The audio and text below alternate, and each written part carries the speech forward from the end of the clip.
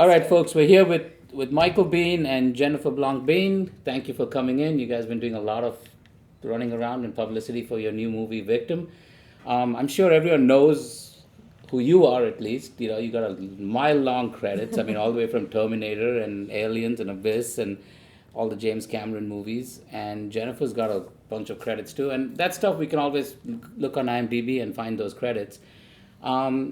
I was fortunate enough to go see their new movie, The Victim, that they produced themselves, wrote, directed, acted, and produced. Correct. And it's a small independent film, low budget. Yes. And I was at the premiere on Friday to see the movie. And guys, you've got to see this movie. It's a good movie, well made. And when you hear their story of how they made it and how the whole thing came together, it's even more amazing that we got a movie out there.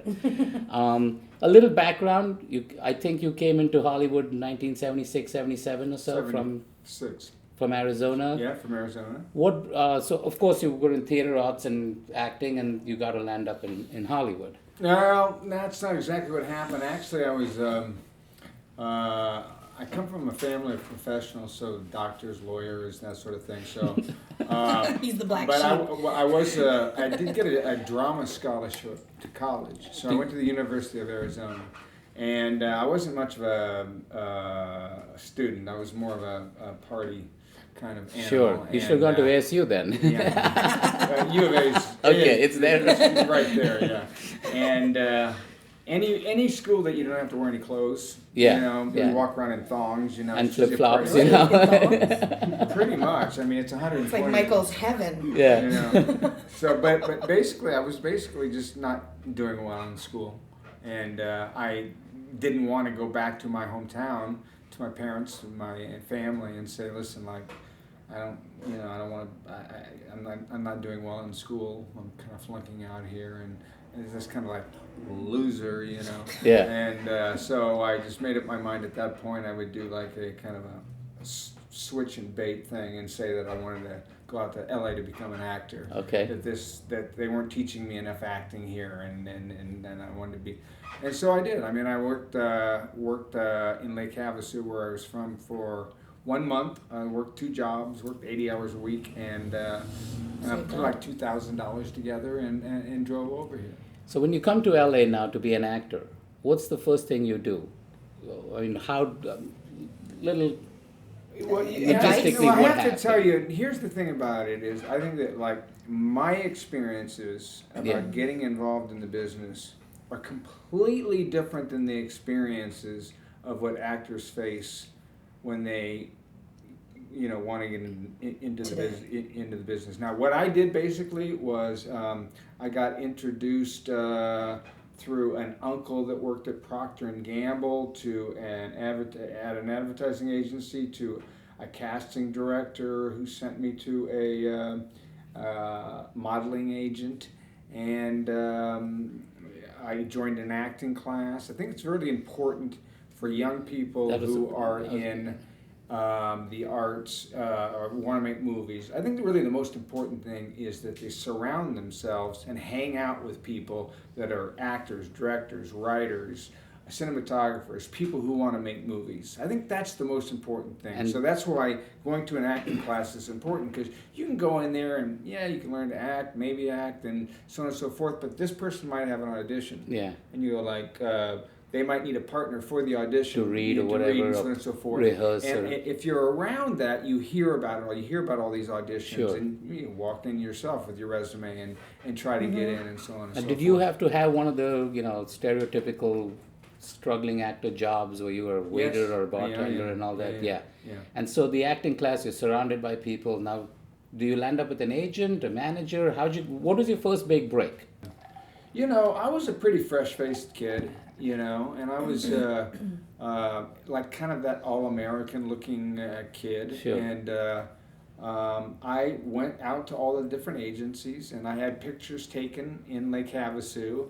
And your headshots. We have them somewhere. They're hilarious. With my resume on the like back, Sure. and all my high school, plays that I've been in and stuff like that. Some that you weren't in, but are in there. Like flared white suit with the flares on the little perm. I went around to different agencies, and I just kept giving them my pictures, and I'd wait a while. If I didn't hear anything, I'd go back. You'd and go I'd back, do it you're again, persistent. and I'd be persistent. Yeah. And I finally kind of got Perseverance. into the door in one place, and they, it's kind of a funny story because they used to have, these pictures that the actors used to use for commercials, and they have one picture on the front, Front and one on and the then back. four in the back. in Yeah. the back. Yeah. They call them Composites, yeah. Composites, right? All in black and So white. I walked into this place, and Coming out it's of the called the pool. Herb Tannin Agency, and I don't know, somebody took a liking to me or whatever, and they said, well,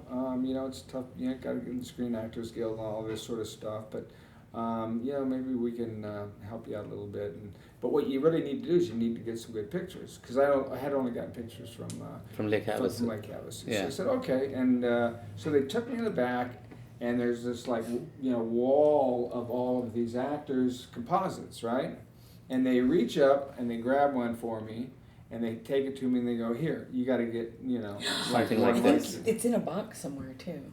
Oh no, I have it. Yeah. I have it, and I know where it's going. This is '76. Yeah, yeah. They give me the picture, and I look at it, and I go, oh, that's interesting. Okay, so I got to get a picture up front, and then they need 4 pictures in back. I said, okay, so I took that, went back, had that done for them, took it back. They looked at, this is when I was talking about back in the days when they used to have cameras, Yeah. and they would take pictures of you, and then I they remember. would give you, your, what do they call those? The contact sheet with the contact loop sheet. and the grease And pencil. you would go down there with the pencil, and you go, I like this I even one. remember that. And I like this one, and then I'd send it back to my, my parents, and like, what are we gonna do? And mine is hilarious. I mean, if you see mine, first of all, for some reason, my hair, I had it permanent. I think I was someplace and somebody was giving away free permanents, I was young. I'm like, it's free. All right, Sure. I'll do it. So my hair is like this. He has lift, he has And like I heels on.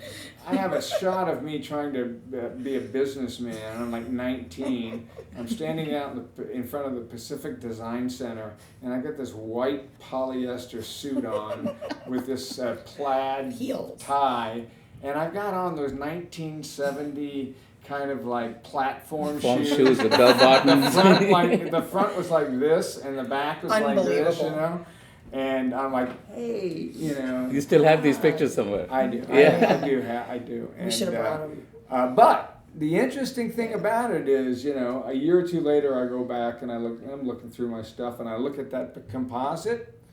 The example and one. Yeah, The one that yeah, they yeah. gave me was John Travolta. And he Really? was starring on Welcome Back, Kotter. No at the kidding. time, yeah. Okay. So then you start auditioning. Well, yeah. I started auditioning, yeah. And what's the first big break you remember? I mean, that you were most excited about? Well, your first like paid acting gig. Well, really, the first important thing for me was getting in the Screen Actors Guild. Okay. Okay, so here's the story on that one, all right? I go in on a audition that my agent didn't send me in on. You just went in on your I own? just heard about it, Okay. right? So I just heard about it, right? So I go in there, and there used to be an actor by the name of Michael Biehn. Okay. Yeah, red hair, and pretty successful commercial actor. Same agency, I think, and he went in, and then I went in and did my thing, and I got a call from the Herb Tannin Agency. That was the name of the agency. You got the commercial. It was a Budweiser commercial. Okay. He said, you got the commercial. And I was like, oh my God. Went and signed up with the Screen Actors Guild, and that was really, it was really hard to get into the guild back Yeah. then. Oh, Really, yeah. really difficult. Harder than it is now? I think so. Oh yeah. Yeah. Oh yeah. Because now there's still more hard, but projects there's and- a lot of ways. Okay. There's a lot of easier Yeah, ways to get it could because people who were shooting commercials at that time, they wouldn't see somebody who was not in the Screen Actors Okay. Guild. It was like real Couch 22. So when they really wanted me for who I thought they wanted me for, they so I went and got Screen Actors Guild. So that was like the biggest break of like my young career, It's was getting getting into the guild. Screen Actors Guild. And the funny thing about it was that when I went in for the wardrobe like a week later, and the wardrobe lady said, your hair is not red. And I said, no. That was Michael no. Biehn. And I said, no, my hair's not red. I said, but I kind of had a feeling what was going on. And I said, but it kind of comes across that way on film, And as it Because turned you want out, that job. they wanted Michael And they took Michael and you Biehn, and they and not ended up- Michael Biehn. So the story goes on. So they felt bad for me, I guess. They didn't want to just fire me. So they cast Michael Biehn too, and we both did the commercial. Oh, It no was like kidding. a competition. We both did the commercial. It wasn't a competition. It was a bunch of. There were other actors, and we were sitting around drinking beer. Oh, and you're both in it together. No, but we would do different takes and so on and so forth. And they chose the commercials that I was in, or the shots that I was in. They liked me better than Michael Biehn, and so I got the commercial, right? So everything is great and wonderful. I got my first job. I've called home. It's a great success. Not and a so on and loser so anymore. forth.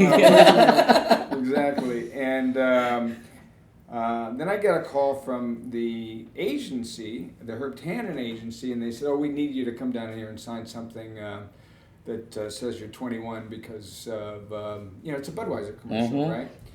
And I was only 20, and I said, "Well, I don't really feel like I should do that, and which at this point I would have." You have signed it. You could have signed But Michael at that Baird's point, name. I didn't, I thought I could have gone to the penitentiary for it. I mean, I didn't know. I didn't I was just not going to do anything like that, And they said, "Oh, it's no big deal. Just come on down, sign your name to it, And I said, "Well, you know what? If it's no big deal, why don't you just put my name on it, And they weren't willing to do that. So Budweiser had to recut their commercial and put the other guy back into the commercial, and an added expense to the commercial, and it. I don't think my commercial agent ever really liked me very much after that. Although I went out on commercials, I was never very successful with commercials. I did like 2 or 3 of them. But I think that I was always kind of snarling underneath that smile. It was something I really never really wanted to do. Did you have a theatrical agent and a commercial agent at this time, or was it the same I didn't have agency? the theatrical agent. You just had a commercial agent. Yeah. I ended up with the best theatrical agent you could get, though. Yeah, eventually. Eventually. But the very first, I don't remember how I got my first theatrical agent, but he sent me up for a television show, and it was a show called The Hardy Boys, and it was made back in 1976. And Sean Cassidy and Parker Stevenson ended up being the Hardy Boys, but I screen tested for it, So I started getting close on jobs, and I mean when you're young and you're going up for auditions, when you're getting callbacks, I mean that's a victory. When you're getting called back a couple times, that's a real victory, even when you're getting called in. And if you're doing a good job and you're not even getting the job, but the casting director's telling your agents he did great, and he they're just was the remembering wrong who you size are. or and- whatever. Honestly, it still remains a It's victory. still- I mean, even like when you think about it, we're like you're talking to Laura, or I'm talking to, and you were up for something that maybe didn't work out for whatever reason. You're in somebody's mind. I mean, the agents are still really jazzed about that because they know that they love you. Yeah, and then they'll send you You know, back and then out they again. come- they and the bring you in ca- for something And the else. casting director. Or they call you and too, offer you because something else. The thing that actors really need to realize, most of all, I think, is when they go in for auditions, is number one is everybody in there wants you to be great. They're They're looking to cast They're somebody. they're not judging you. Okay. They want you so badly That's great to be advice, good. And it's the casting director's job to bring in good talent. To find that She person. wants you to be good. So I mean, the odds are with you that they want you to be good. They're not. They might look like they're like this and so on and so forth. But what they're really looking for is somebody that can sell their product or be on the television show or film or whatever and just do a great job. And so they all are looking. Now, these days, it's interesting what you were talking about. Everybody's doing auditions on film. On film, yeah. And so that's all happening. And that's something that that was happened after I stopped auditioning and so on and so forth. And what I understand, one of the interesting things about that is that filmmakers will say they won't be in the room, but they'll be in town, but they won't be in the room, and they'll just look at the tapes, because they say that an actor can come across differently on tape in a room sure. than they can on tape. I think different people have, I just actually got a movie by being on tape. I think Quentin Dupuis was in town, but he didn't never come to the audition. ever auditioned anybody in person, and he feels exactly like what you just said, but even more so, I think he likes to see the actor, even just on a little camera like that, a little audition camera, make him feel like he's watching the movie. And just for casting purposes, it opens it up to people who are not in town. You don't have to geographically be there for the audition. They can send it in from Arizona, from Nevada. I mean, the very first time I heard about this was when Stanley Kubrick was directing the war movie. Full Metal Jacket. Full Metal Jacket. He asked for. He didn't do auditions, and so everybody that got cast off of their own off tape. Wow. Off So let's backtrack a little. So you did a couple of commercials, a TV show. When did the movie career start off? Well, the movie career started off with a little movie called The Coach. The Coach with Kathy Lee. With Kathy Lee Crosby. Yes, not very many people know that. It was a little. There used to be a company called Crown International, and they used to do kind of youth sex exploitation movies. And like our movie. Like your movie. That's exactly right. It's a Grindhouse movie back then. And here we go. It's not my first Grindhouse movie, And I got cast in that, and it actually was kind of a cute little. Stupid but cute little movie, and I don't know if anybody ever saw it or anything, but that was my very first role as an actor on film. Now, my very first role as an actor after the commercial on television was there was a pilot for a film called Logan's Run. Okay. And Logan's Run had Michael York and somebody else in it, and Farrah Fawcett, and they were going to do a pilot television show. So I was actually dating a guy who worked at the studio's daughter, and he got me in to read. What? Yeah. News to you. This one I know a lot. That's one way to get in. Yeah, it was one way to get in. So I went in, and my very first lines on camera, I had 2 lines in the pilot. It was a pilot for a television series, and my 2 lines were, alert, runner headed toward quadrant 4. Alert, runner headed toward quadrant 4. You remember this still? Those were my 2 lines. And I can remember thinking in the middle of them, because you're scared to death. You're a kid. You're 20 years old. There's people all over and cameras. It's action. And I was alert, runner headed toward quadrant 4. You did that so well. I remember that in my mind, thinking, "What's my next fucking line? What's my next fucking line?" It's the same one, so I was able to duplicate it. So that was the very first time I was ever on film, and I started doing bits and pieces on television, on pilots, and James 15, on TV movies like Zuma Beach with what was her name, the fitness queen. Suzanne Summers. Suzanne Summers was in it, and Rosanna. And this is all the late Stephen '80s, late '70s, early '80s. Late '70s. Late '70s. Yeah, late '70s, early '80s. And I just started working. As a kid. I just started like getting parts, and the most important thing, really, I think, for any young actor out there, is if you have to have such a thick skin. You have to be able even a to, not young actor. Even you have to be able to be told over and over and over and over and again, no, he's not right.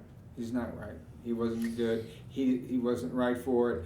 And go back in again with confidence. But even after you're told yes, think about it. Even after you're told yes, and you have a product that comes out then you get reviewed. Yeah. So you really have to have a thick skin all the way through, even when things start to go. But you never get disillusioned with the whole auditioning process and not getting a. I always found the auditioning process as something very interesting and kind of exciting. You know, it's like I'm acting. Yeah. You know, so It's it's a kind of performance. fun. You know, it's a performance. Yeah. It's right, and it's how well am I going to do and I worked on my auditions. I didn't just like pick it up and walk in. You and memorized your lines. You went in prepared. Yeah, man. We would go to my acting coach and we'd run them and so on and so forth. And I went in there very prepared. And I can tell you something, and I can tell your actors something about auditioning, and that is, like I said, they all want you to be good. And I find that if you are doing a reading, that you should know the material, basically know it, have it memorized, and then glance down at the paper every once in a Your while sides to or make whatever them think that you don't have it Oh, okay. memorized, okay? But you should pretty well have it memorized, or if you need to, you can glance down and so on and so forth. But that's something that I think is important. And I also think it's important to find, like, every actor, even to this day, I do it, 35 years later. When writers write scripts, they write in descriptions that says, actor, laughs here and says, actor with a sly grin says so on and so forth, And 9 times out of 10, every actor that goes in to do The Office will laugh or do follow that. that Do the opposite or cross it off. And my feeling is, and even if they don't have that on there, that you should do something in an audition that nobody else in the that they've seen Is gonna do. So it's memorable, So they were different. like, "What the fuck did that come up?" Now Yeah. it might be, he's crazy. Fuck him. They remember it. But They'll remember But you. they might, on the other hand, go, that was interesting. Yeah, That yeah. was something we hadn't thought about. And I'm not just saying all of a sudden just go like, hey!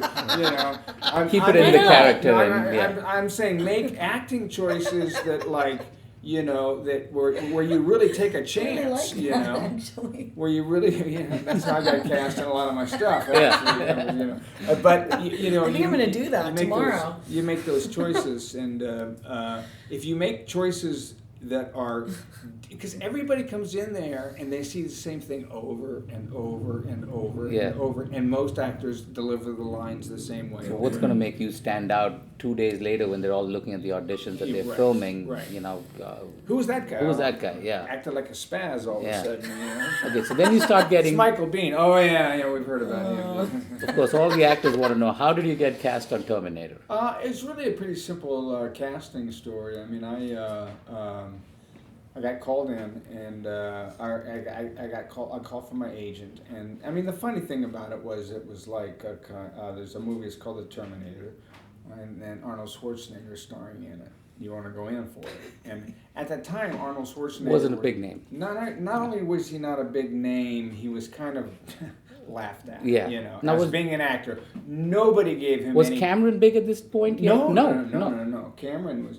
I'll get to that, because Arnold Schwarzenegger. If you told an actor friend of yours you were working with Arnold Schwarzenegger, they'd be like, Okay, he's a bodybuilder. Yeah, he doesn't speak English. yeah. I mean, nobody gave him a chance, and I give Arnold all the credit in the world for like doing. I mean, against all odds, became this the guy biggest became name in the business. Exactly. So, but at that time, he was more of a what I would think a liability to another actor's career that was going to be playing opposite him. And I said, okay. That doesn't sound so good. Who's directing it? And they said, Jim Cameron. And I said, well, who's Jim Cameron? Yeah. And they said, well, he works a lot with Roger Corman doing sets and stuff. He was directing Piranha 2, but he got fired off of Piranha 2. And I was like, oh, okay. And then I said, well, who's producing it? Gail Hurd is producing it. What's she do? She works for Roger Corman. Oh, okay. So, I mean, By this time, I had done The Fan. I'd done some pictures. You had more credits than they did. yeah, big and some reasonably decent acting roles and stuff. And I said, well, okay, what's the story about? Well, it's about this monster who crosses time, this man from the future, and then another man from the future crosses, and he's called the Terminator, and he's trying to kill a girl that works at Bob's Big Boy, and then you cross time. And I was like, man, this sounds like a fucking mess, man, But anyway. But it's a job. I went in, I met Jim, and I read for him, and he liked my reading, and Arnold's option got picked up on Conan. Okay. So we had 3 months together, and during that 3-month period of time, I got to know Jim. I went down to Stan Winston's studio. I got to see the making of the Terminator. I got to see all the drafts and the pictures and the special effects and how they were going to be using them and so on and so forth, which was very impressive. And Jim used to take me out. We used to shoot guns and hot wire cars and stuff like that. And so by the time that we started it, I kind of thought, well, it could be okay. Yeah, it might be and all right. then life changes after that. Yeah, I mean, well, not really for me. It took a while, but yes. The thing that you have to understand about the Terminator is, number one, it was made for $6.5 million. Okay, it made $40 million at the box office, which is good. Yeah. It's on its return. But just to give you some perspective of other films that year, Karate Kid 2 made $90 million. Okay, so I mean, it was a hit, but it was a small hit, and also it was Arnold kind of like stole the thunder from that movie, even though he only had one line and I had all the dialogue. I'll be and back. It was a Jim I'll be back. And it was People say it to him all the time. And it was a Jim Cameron movie. And so I was I think Linda and I were kind of overlooked as far as like contributing that much to the story. Movie. And I truly believe that there's 30 actors, 100 actors out there that could have played. I mean, it was a great role. I mean, that's what actors should always understand, is that if a role is a great role, you can play it. If it's not a good role, I don't care if you're Al Pacino, I don't care if you're Dustin Hoffman, if it doesn't make sense, if it's stupid, you're not going to be any good. It's not a good role. Yeah, and this was a very good role, and I got very, very lucky. And what happened was that I think people right in the early '80s started getting their VHS, machines and putting in their not 8 tracks, but their VHS tapes. And that's where that movie took off. And I also think that it was very popular because of the love story. Okay. Because, at that time, Arnold was like, women didn't want to go see Arnold Schwarzenegger in an action movie. But that love story, I think. So now we get to this first project of yours. What got you to make The Victim? What got you interested in doing your own project? Both of you. Do you want to start, or? Yeah. We were up in Canada doing The Divide, and I'd been bugging him for a long time anyway that I thought he should be directing. Jim Cameron told him he should direct. Robert Rodriguez told him he should direct, because he's kind of a born director as far as like helping actors through stuff. He, after he took classes for many years, he would go back and teach actors. Basically, you saw somebody reading Rebel Without a Crew. And it kind of re-inspired you to what Robert Rodriguez had talked to. I had done Grindhouse for Robert and Quentin Tarantino. So I was like kind of unaware of the Grindhouse movies, which, to me are just basically very low budget, very exploitation films. And that's my definition of a Grindhouse movie. Exploitation and low budget, right? We had this novella type script, that we had been actually both offered to do, but they didn't really have the funds to back it up. And then they were like, well, if you want to run with it. And it was too much work for him at the time. So we kind of revisited that and went back to some people who'd come to you with money at one point for a much bigger project that they wanted to put a small amount of money in to a very large production. And we kind of, Michael said, basically, if you can get them to put the money into this, I'll do it, right? Yeah. And when that happened, it happened so fast. So then you wrote the script, the Yeah, adaptation it just from the like book. went from like 0 to 100. What happened really was that a guy came to me and he said, "Listen, I want to make a movie about Burt Lancaster back during the days when he was like flying around on trapeze and stuff." And I said, "Okay, how much money you got?" He's got $500,000. I'm like, "Dude, You're not going to make Not this gonna movie. happen. you're not gonna fucking Not make it. gonna happen. It's not gonna happen." I think he just wanted to attach me, but I said, "He was a nice guy." Ends up playing the bad guy in the movie. Yeah. Oh, okay. Ryan Honey, and does a really good job in the movie for us. And I said, "Well, thank you very much. Maybe if something comes up in the future, right?" Previously, when she introduced me to him, she had tried to get me interested in this movie called The Victim. The Victim, Okay. which was And they wanted me to play script- Jennifer and him to play Kyle. Those were originally the names, and then we switched to Annie and kept Kyle. There was a script called The Victim that a year or maybe a year before the Terminator, a year before we started shooting The Victim, I read, and they said, "Listen, if we'll pay you so much money, and so on and so forth, and you can be in it." And it was a first-time filmmaker, first-time writer, and very inexperienced. And it was kind of like a Saw Okay. type. It had a serial killer in it, and had a guy who lived in the woods, and it had a stripper in it. Okay. It had the shell. Okay. But other than that, it didn't have anything. It didn't have the shell that we put on it at all. It was like a completely different movie, way more along the lines of Hostel, Saw, torture scene after torture scene, and it was his first effort, and I give him credit for a first effort, but it was a page one rewrite. So then you rewrite that. I rewrote that. And what happened was that for reasons that have to do with people who say they have money and usually don't, I didn't pay much attention to these guys. But all of a sudden, this Always. guy who But not always. offered me this basically, I said to myself, when I was working on The Divide, I was working with Xavier we worked with James. Xavier, and he was inspirational too, to get started in this. I was working with Xavier, and I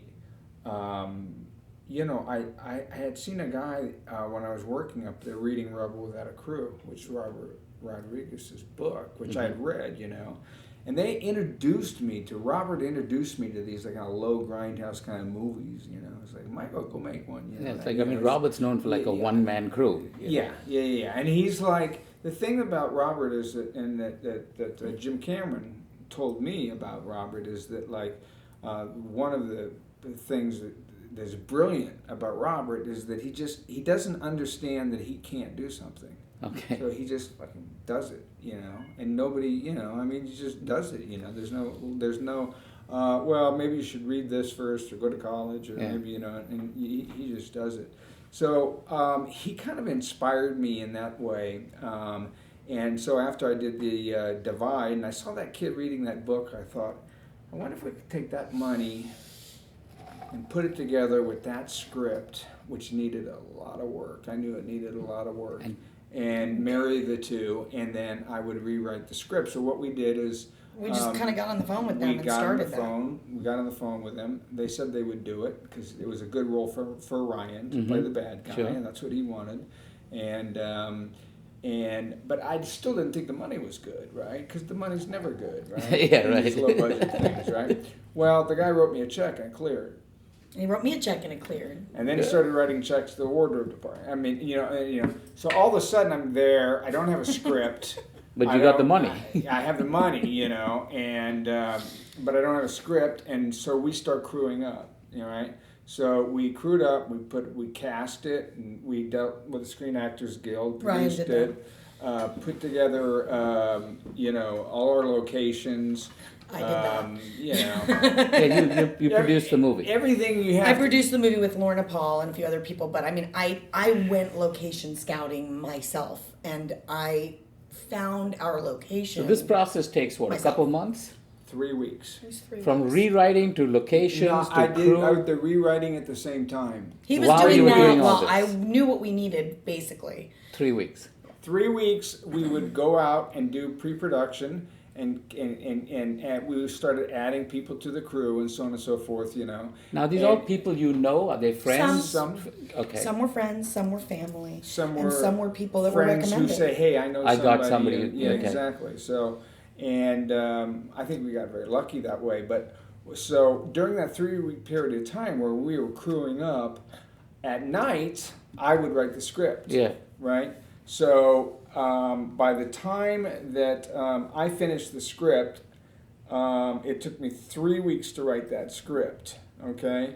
And then we immediately rolled into a 12-week shoot. 12-day 12-day shooting. 12-day shoot. You really shot So this in from 12 five- days. Yes, we 12 really shot it in 12 And we days. shot it from I mean, what's more remarkable than even shooting it in 12 days is that we had 3 weeks of pre-production without a script. Yeah, You know, yeah. it's just me walking around going, okay, we're gonna need a car here, and you know, I like this wardrobe, and there's no script. You need a script usually, Yeah. you know.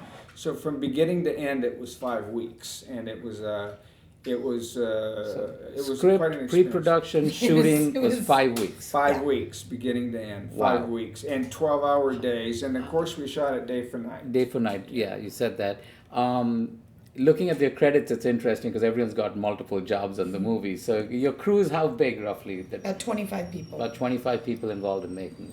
Which, you know, if you look at other, like, I was on Dark Angel, right? I mean, that crew that's a TV show, Yeah. okay? First of all, I mean, we're talking a Jim Cameron TV show with tons of money and resources. TV has a lot of money. But that crew, for an 8-day shoot, okay, was probably 150 to Yeah, 200 no, it's people. unbelievable, 25. 25 people Yeah. is nothing to get a hour and a half And movie made. equipment, 12 days. what did you shoot this on? The red red one. camera. The red camera. Yeah, the red Mysterium. Okay. We had a Mysterium And chip. Now we've Did one of you Yeah, people done other own that things. camera, have that camera, rented No, we it, actually given rented it? it. It was rented. We rented it and we shot with one camera. I mean, we The whole thing. rented a camera package and, you know, we had Permits. proper grips. We permitted. I mean, Oh, okay. Lorna was sort of a miracle worker when it came to like figuring out how to make this all work. And, you know, the fact that we didn't really go into any overtime. I mean, the most over we would go would be 20 minutes to pack up or, you know, whatever, is amazing because usually that's where you make up time when you have such a short shoot. It was always important to me as a director on the movie that we got our first shot off 15 minutes after Call time. crew call. Because a lot of times on sets you'll get there at 6, people will be, they'll get there at kind of 6, 10 of, they'll be eating donuts, Yeah. talking, whatever, 8 know. o'clock But before And the to being- me, the one 6:30, woman- I don't care what we shot, but the camera was rolling. And what you'll find is with crews, they are as proud and as their jobs as you are of yours, and tenacious as you are of yours. And if they hear, you know, the camera's rolling and their wardrobe's out there, They want to make they sure wanna it's be good there. and it's But for example, with dedication, I mean, like, not from me, because I was on camera, I was producing it, Yeah. I was the star of it. I'm a woman, and women take a lot longer than men to get ready, and I was Yeah. the one woman who's, like, on every day. Me and Vanessa and the hair people came in, I think the hair girl came to my house every morning To at start 4 you. a.m. to start. Which, by the And way, then- inside the house was our Craft service and craft- everything. craft And then I service, our drove first there. AD, all our first AD stuff. And me and Vanessa were in an hour and a half before a crew call to get makeup, wardrobe, the rest Yeah. of my hair done, so that when Michael was ready to go, you were ready. I was ready. And she did not get. So it's a she real did not labor of count love. it. I mean, making Yeah. Yeah, without a doubt. independent, Yeah. low I mean, budget we had movie. the call sheets and running through. We had first ADs running through our well, we have a small house. We had people we put them up next door, and we had ADs and PAs and assistants like coming in and Whose out house? all night. The Our location. house That's is your where house? not the location, but the Okay, your house, production but office. the house that's in the movie. It's up in Topeka. Up in Okay. Topeka. Used in a lot of horror movies. Okay. I mean, when I went up there, It's an I went actual up there location. to shoot the movie,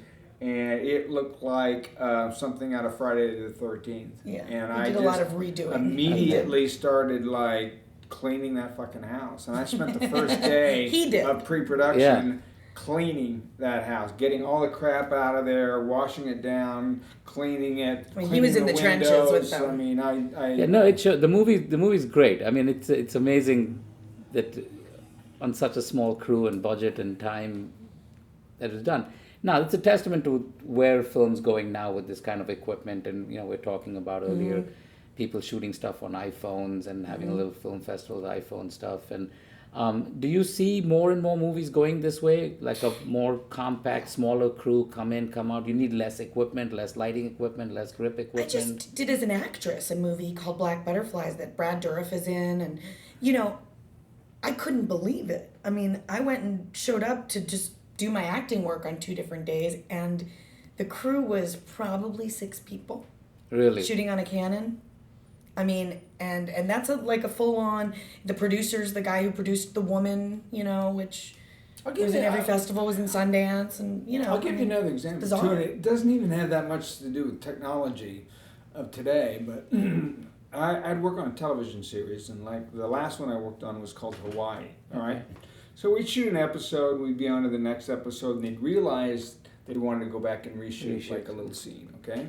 So while the first unit was shooting, the second episode with 110 people, they brought back a sound guy, they brought back DP, and they brought back maybe a guy. DP would light it himself probably, and they brought back makeup, and like with 5 people, they would shoot that scene. Okay, the additional insert scenes they needed. Yeah.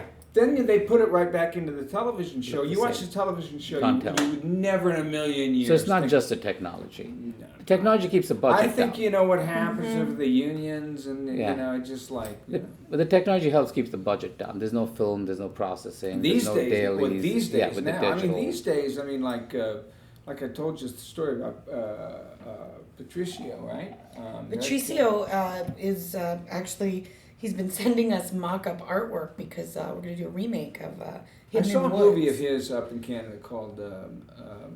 it's called Hidden in the Woods, and it was in competition in Fantasia, and Michael was on the jury. And I saw it, I really liked it. I thought it was really, really well done, really well directed, and so I wanted to meet the director. And he had seen The Victim and had been seeking us out because he loved The Victim so much. So he was already like, how do I get to them?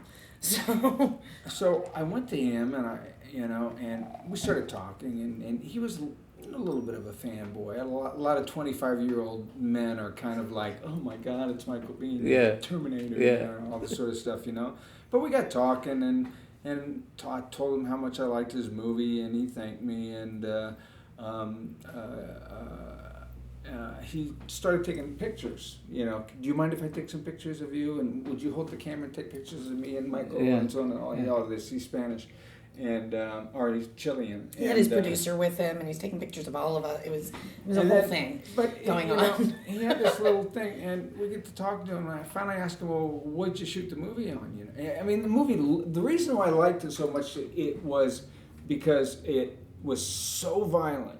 Like Saw, like Halloween, like Hostel. It was so violent, but for some reason, I did not feel like it was being done for gratuitous reasons. Okay. All those movies, I kind of feel like, it's just, they're just doing it for gratuitous the sake of doing it, yeah. This, I felt like it was just as violent, but I did not feel at one moment there was violence there that didn't need to be there. Okay? So I wanted to meet him. But anyway, so he's taking pictures, and I finally asked him, "What'd you shoot the movie on?" And he goes, "This." The camera he's taking pictures with. Pictures with. Look this big. It looked like a Canon 81. The old Canon 81. Sure. I was like, "What? You shot the camera with that?" And so... I mean, we're shooting this on a 5D, and, they're shooting projects on this stuff now. Without your sound thing on top of that, it's probably what it looked like. I don't know if you had the same lens on there, but I mean, it's shocking, and it makes you wonder, where film is where's it's going, I mean, because if in my lifetime, I've been 35 years in film, I mean, it has progressed to a place that is, they're almost able to recreate actors without having Actors, yeah. But this is what I like about what you guys are doing is it's story generated and acting generated. It's not CGI and it's not the big budget movies. We're coming back to, good stories, good acting, good directing, like movies. I mean, I do enjoy the big Hollywood movies too and the CGI, but this was missing. Well, I am the old man, who's been around and is the nagging old guy who says, I don't want to see Pirates of the Caribbean 3, 4, 5, exactly. 6, Aliens 3, 4, 5, and 6, Terminator 3, 4, 5, and 6. And every movie that, and right now, the movies business is monopolized by these companies, and they tell you what to watch. They advertise these things so much, and the kids that want to go see them and so on and so forth, they tell you, go out and watch Battleship, I mean, and you do it, and it's and now, like with reviews, like I think like every writer, who came out of college in the last, 15, 10, especially the last 6 years probably, came out with journalism majors or whatever, that like couldn't find a job. Yeah. I mean, if you're a writer, you want to write poetry. I mean, that's like that's the or ultimate. If you can't do poetry, you want to write the great novel. Right? Yeah. Not that, okay, then you want to write short stories. Okay, if you can't do short stories, well, you want to get hired someplace to work. Newspaper, magazine, anything like that. If you can't do that, then you want to do, advertising and stuff like that, and work in advertising. Last thing is movies. If you can't do that, then you open a website and you call yourself a movie critic. Yeah. Because I cannot tell you how many different opinions that we have amazing. on this movie. It's like here and here. It's opinions are like assholes. Yeah, everyone has one, right? Yeah. The good news on our film is, and we started off with just, we got great reviews, and they were probably they're all great though. But they're not all great. They're it's not like it's gotten perfect reviews or anything. But what's interesting about the reviews that are,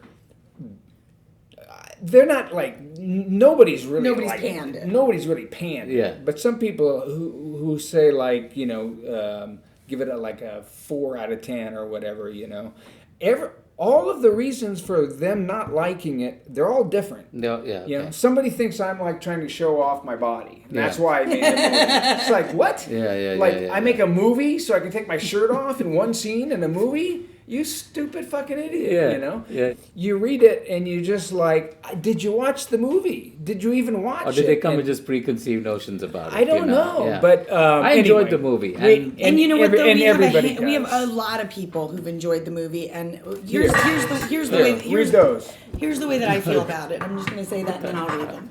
Is that I'll hold it. I think it's really cool to be. I think it shows that we actually did something that creates. It's a tiny little movie. It's a thriller. It's a grindhouse movie. Absolutely. It's sexploitation. But we did something that evokes emotion in whatever direction. And that's what we were talking about earlier. I'd rather evoke emotion than none. Dialogue when you come out of the movie theater. Exactly. And you got 4 friends who went to see it, and then you start discussing that movie, and you don't. But check out theexaminer.com because they love it. Okay. But no, it says a lot of fun to behold. It's well worth seeing. It's you're supporting independent film. It's great. And now you made another one. Yes. Yes. Travis Romero directed it and wrote it. Now, how long after this was done? Okay, you shot all this, 5 weeks you were done with the principal shooting from pre-production to shooting. Right. Editing, and then it's been a year and a half of editing and getting it done. Yeah, but that... Buying it, but holding not it, waiting. Editing it, all right? 6 weeks. Okay. Edit. 4 weeks post sound. 2 weeks visual. The movie was done a year ago. So you got a finished product But- for young Right, we finished filmmakers. product and How do you basically- get distribution? How do you get? That's Well, that's why he'll it's tell you taken about that, so but long. once you do have distribution, But how do you go about doing that? Do you have a finished product? Do you have a DVD that you start sending out to no, people? you do. Well, we had a sales agent, and besides the sales agent, we had Michael, who was getting on the phone with people and talking to people, and then Michael and I were getting on planes and going to conventions and festivals and With the showing movie. And With then it the started getting movie. into bigger festivals. Okay, and so then showing- how And do then you it started get- getting good reviews, and then the more reviews it got, then the more festivals would take us. Okay. And then pretty soon we were over at Sieges, and then we're at this film festival and that film festival, and then we'd go to one of the like Comic Cons, like But- they but have. when So it- you Anchor didn't Bay have then picks it yeah. up, So you didn't have they sit Anchor on it Bay. for a You didn't while. have Anchor Bay till No. you Not went to from the all these beginning, festivals no. and did all No, this. No. not- So for Well, then- people then making they these did. movies, it starts getting some buzz at the festivals. Then you're going to get people interested in distributing the movie. And once I got once you get one offer, because the reviews start coming in, the reviews are very good, and then there gets to be a buzz about it. Then you get an offer from a studio, like Anchor Bay or like a lot of different ones, and then. But I didn't want to sell it for that because I thought it was better than that, because of the reviews we were getting. So then we showed it more and we get better reviews. And then another company comes in and they give you an offer, and that offer is better than this offer. Okay. And then another company comes in. So now and there's that a offer's bidding war. Now there becomes a little bit of a bidding war over it, And then finally I ended up selling it to Anchor Bay. Okay. Because of my relationship with Kevin Kosh over there, because Kevin clearly, I think, likes me, wanted to help me, and wanted to help make this movie successful. And he had, I had done a lot of promotion on The Victim, or on The Divide for him, and I'm sure he thought he could make his money back too, on top of everything else. Okay. I don't think he would have. I did it out of a complete. Well, it's a business deal. They're, at the they're end fans of of Michael's, Yeah. and they've become friends and business associates now, and So now, I think wow. they But- saw but- the way that Michael but- and I promoted The Divide, Yeah. and they were like, "I've never seen anything like it. This is fantastic. We need to be in business with." But that deal with them, with Anchor Bay, with Kevin, was made like back in January. Okay. And it's so taken this then long. Anchor Bay says, "Now it's not my movie anymore. It's their movie. Their movie. I can't say anything about it anymore." Really? I can give my opinion, But they don't have to take and it. if I really don't like what they have to say, I can say I'm not going to go out and promote it. But they say at that time in January, the best time to release this movie would be February 26th. I mean, They wanted to release it in September because it gets very. September. They also look at what else is coming out. Yeah. It also gets very close to Halloween, which is a really good time for the genre. Yeah. It's just they're very strategic about it. I mean, we just got an email now with like 20 ads that are going to come out this next week because you guys need to Halloween. buy it on the 18th, which is a week from today. So it's the 26th of September. So basically, the 18th? Yeah. Okay. So basically, this movie has been ready for a year and has just been waiting for the right time. supposedly for the For the right right time. slot. According to them. So let's hope Okay, it's the so right in the slot. in the meantime, you make another movie. Yes. While this one was done, Yes. so you start Treachery, which is the other movie. Treachery is Jennifer's baby, and it was kind of her idea with the writer, and He's the I star like of it. it. He's the star of it. I'm the Okay. star Michael's of it, the star of it. and I'm very, very. I'm gonna happy with tell my you about performance, Treachery. But Well, this is my baby. Yeah. This is my baby with, Yeah. with this baby. My baby and my baby. But I got the bug from doing this baby. And, it took some pulling teeth with Michael to convince him to star in it. But obviously we wanted Michael in it because Michael's such a terrific actor and Michael has such a following and all of that. I play a supporting role in it. It's really more that I produced it. And we have a fantastic cast. It's Christian Mioli, Sarah Butler, Michael Biehn, Richard Gunn, I was on Dark Angel with, Chris Meyer, who's in Danielle's movie that she directed that I also produced, separate from our company. A young up and comer named Matthew Ziff, and Caitlin Keats, many more. We keep adding people to it, but the bottom line is Travis Romero and I came up with the idea together, and he ran with it and he wrote it. He wrote it at breakneck speed also. And Okay, so you didn't write this one. No, just acted in it. Just acted in it. Michael's the producer because we have to get final approval. Like the end all be all is like we had to get the approval from Michael to make this as a Blanc Bean production. And when it came down to it, he said okay. And then we'll get approval from Michael to put the movie out in the form that we like it in. Give him a little synopsis about what it's about. It's like a psychological drama, basically. All takes psychological place in horror room. story. In one room. It does. It flashes in and out of the future. Oh, there's a and couple rooms. One small kind of. Okay. And it flashes in and out because we also have a character that's the adult version of somebody that is in that room, kind of telling the story. But it's basically about a father and son who end up in a house kind of stuck together with friends and family for a wedding. And a storm breaks out and they get stuck there. And at the same time, all hell breaks loose in the sense that it's put revealed. family together in one The house for father long. is- The father's been sleeping with the son's girlfriend and has Oh, gotten great. her pregnant. And so they're all stuck together to deal with it. And he's You're very the father. Yeah. And he's an alcoholic and he's a kind of a rich businessman and he's kind of self-righteous. And how many days shooting? 8 days. 8 days. It's actually probably like 9.5 Okay. now because we did a few pickup days. 9.5. So, Also on the red? yeah, but a different red. On the red Scarlet. Okay, that's a different chip in the camera. Yeah, it's a different chip, and I think it has a. You know, the Reds are still working out their kinks. They're wonderful, but they're still working out Sure, kinks like everything, yeah. I'm sure. You know, whereas the Red One had some kinks. It was fantastic, wonderful. We're thrilled. They created the Scarlet, dealt with those kinks, and But the few there's kinks other that we ones. dealt with was syncing, sound into the camera, along with the actual like sound mixer. So you enjoyed this, producing these I short, do quick enjoy movies? it. I'd like to produce something that I have more time on. I mean, that And would be bigger the budget?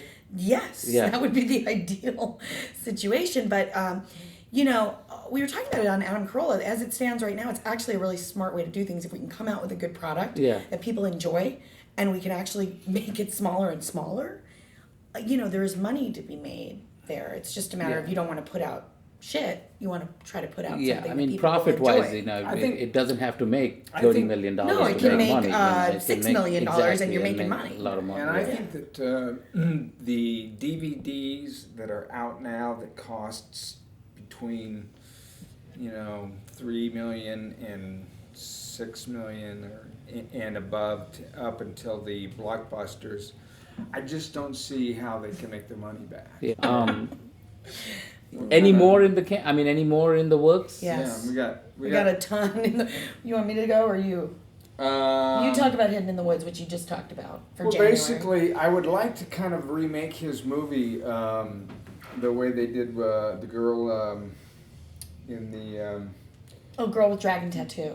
and do an English version of it, But on a smaller scale again. Okay. Smaller movie and style. we can do that very, very small, and we'd shoot it down in Chile. And that's the kind of thing that's the one I'm excited about, because I want, it's a very, very violent movie, but I am beginning to believe that we live in a very, very violent society. Sure. And that we are so insulated in this country that we live in.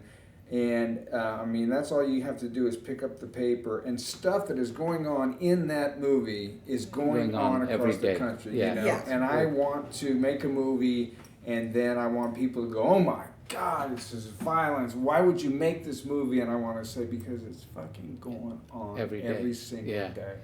And nobody's doing anything. Well, also, I just had a conference because, Michael's sort of the helm of the company. He really, the agreement between us, because we're a couple, and we're both obviously very volatile. Yeah. The agreement, though, and that there's no swaying on that. I might have opinions or be in his face, but the agreement is that he has to sign off. He has to in It the stops end. there. It stops there. It stops there. And so if Michael didn't want to do that movie with Patricio, we wouldn't be doing it. And that's that. Now, And you're as actors. Are you guys still, while doing this, still auditioning for other movies, and yeah, And I just did just two got done movies. I work. just Yeah, did she two just movies got for done other working. people. very cool. I have an I'm audition tomorrow for a movie. Leaving in about, as soon as I get done with this, I have about 4 days all the promotion. I've got about 4 or 5 days off, and I'm going up to Canada, to a place called London, Canada, and I'm going to Ontario. make a movie about MMA Yeah, and the fighting. And I'm obviously too old to be a fighter, so I'm, like I said earlier, You're gonna I've be got the coach, yeah. I'm gonna be the coach. manager, coach. Yeah, yeah. If you had to give go ahead. And I sorry. just want to throw out there, we also later next year we want to be working with Xavier Gens. We have like a slate lined up, and starts with the farm, and it's all in process right now. And we love Xavier and Very look cool. forward to that. Yeah. Aspiring actors, aspiring filmmakers today, you guys have seen everything from big movies, television shows, been on that side of the movie business, your own independent projects, small, low budget thrillers. What advice would you give people getting into the business today as actors? If there's one piece of advice you had to give them from everything you've learned, both of you, over your years in the But business. I know what he's gonna say. Can I guess? Are you gonna say? Are you talking about acting? Yeah, mainly for actors, yeah. No, I just know what you would say. Okay, Can I what? can I be you for a second? Yeah. Michael would say to young actors, in my opinion, go make it yourself. Well, no. Yes. That's if you want to be a filmmaker. Or But if you want to be an star in something, actor, right? Yeah. okay. I mean, if you want to be an actor, number one is that you have to understand that you're going to get no. More than no, a yes. more. And then a yes, Even and then in no, my no, height, and yes. when I was getting work a lot, I would go up for maybe 15 things before I would get something. So there's you have to have a very, very thick skin, and you have to stay at it. You can't get dejected, and you have to be persistent from an acting standpoint. From a filmmaker standpoint, I say, there's a camera. Ask that guy right there if you can borrow his camera for a day Make and it go yourself. shoot a short, and do it Because there's yourself. so many ways to show it now with the internet and with Funny or Die and It's websites amazing. and all that. I was you have talking ways. to a guy who won the Academy Award for Best Short. Not the Academy Award, the film festival, the Cannes Film Festival. Oh yeah. We Canada. might get involved with this guy.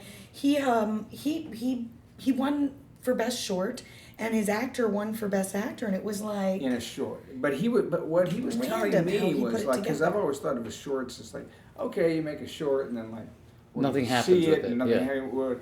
But basically now you can kind of download those things onto a computer, and you can watch a short from your bus station Yeah. to work.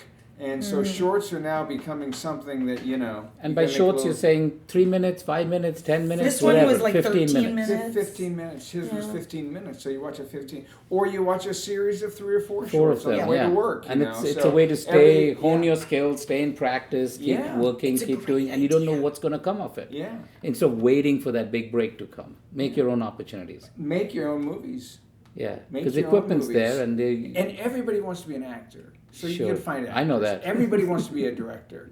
You can find that.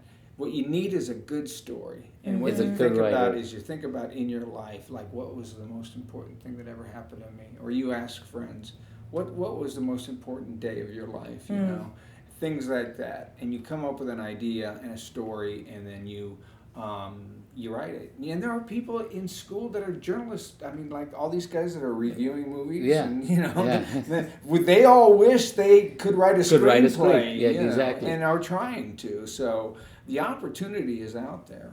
I And- mean, way more so Than I ever was before, young. yeah. yeah. And in closing, anything more you want to add about The Victim or Treachery? The Victim comes out on September 18th. When you say comes out, that's on DVD. It's on DVD, on Blu-ray, Hulu, Vudu, iTunes. Okay. It's Amazon streaming. Okay, right now. Amazon. And it's showing in New York and LA and Theaters. in theaters right now. Yeah. So it's showing at the New Beverly over here in LA. Yes, right now. I All the wanna- way to the end of the week. And that's all I would say is, if you don't like fucking, and you don't like fighting, then Don't you might- bother. don't You bother. don't. Yeah. No. And we've got treachery to come, so stay tuned. I want to thank you guys so much for coming in, My doing pleasure. this. Our Thank pleasure. you. Awesome. This is Ajay Jhaveri from Headshot Cafe with Jennifer Blanc Biehn and Michael Biehn. Thank you for coming in and doing this. Our pleasure. A lot of fun, a lot of good information, and good luck with your movie. Thank you. And Thank you. hopefully we see you promoting the next one.